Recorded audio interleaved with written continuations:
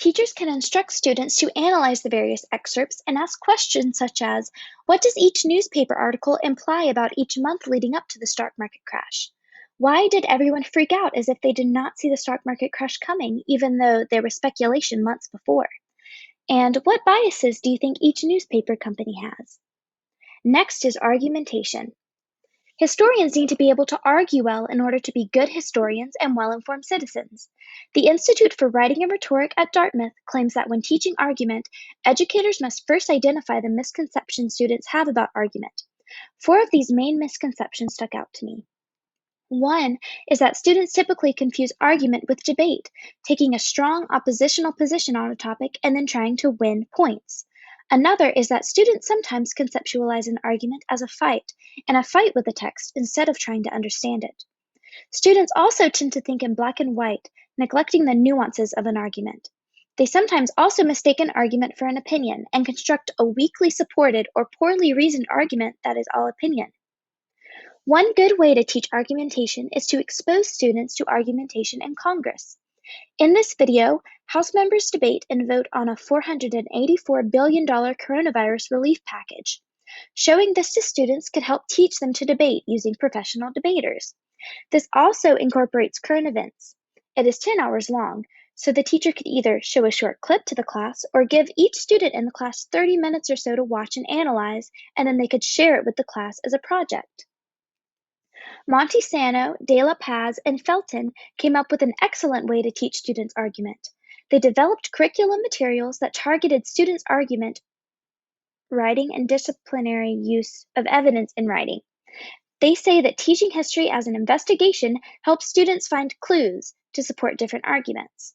After all, you cannot solve crimes with opinions. You need evidence. By posing an interpretive question with opposing sources, their investigation strategy presents history as an evidence-based interpretation and gives students an opportunity to learn about the topic through questioning and analysis. They state that going over background information, using developmentally appropriate tools to scaffold students' work, and modeling and coaching new historical literacy strategies make it feasible for young adolescents to engage in the inquiry process and develop an interpretation of an event. The integration of reading, thinking, and writing is on display when students use their annotated sources and plans to compose their essay. As one student shared, you can't get your answer to the essay unless you read the documents carefully.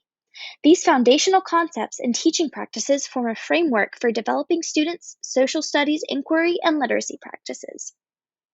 Our 4th disciplinary practice is storytelling. Rick Bodick claims that storytelling is a main bottleneck that his students have in the discipline of history.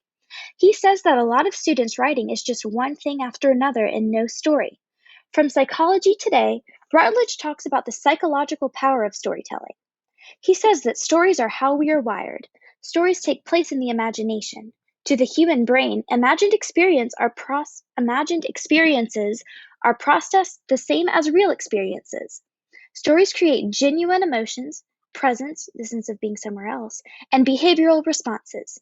They are the pathway to engaging our right brain and triggering out information. By engaging our imagination, we become participants in the narrative.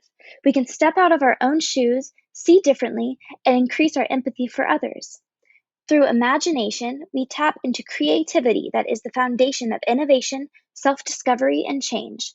When organizations, causes, brands, or individuals identify and develop a core story, they create and display authentic meaning and purpose that others can believe, participate with, and share. This is the basis for cultural and social change. This is a skill worth learning. Scholastic designed a 6th to 8th grade lesson plan based on this idea.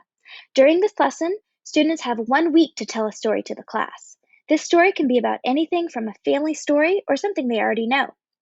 Rick Bodick tells his students to write for a not very bright 16-year-old who needs everything spelled out for them.